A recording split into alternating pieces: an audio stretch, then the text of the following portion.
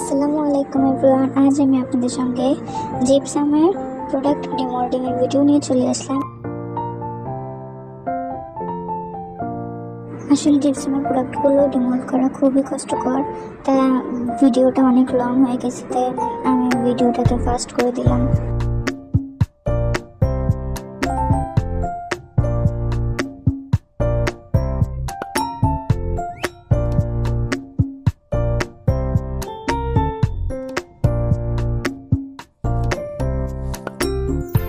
দেখুন, এখানে আমি পদ্ম ফুলটা কোনোভাবেই ডিমোল্ড করতে পারতেছি না।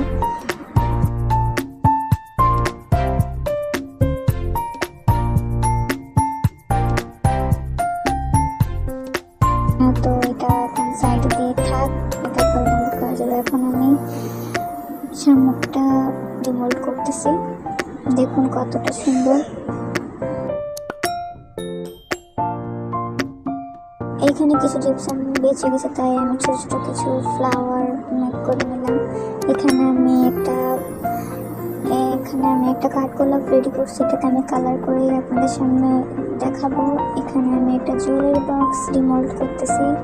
এই বক্সটা ডিমোল্ড করা খুবই ইজি, আমার এটা ডিমোল্ড করতে খুবই মজা লাগে।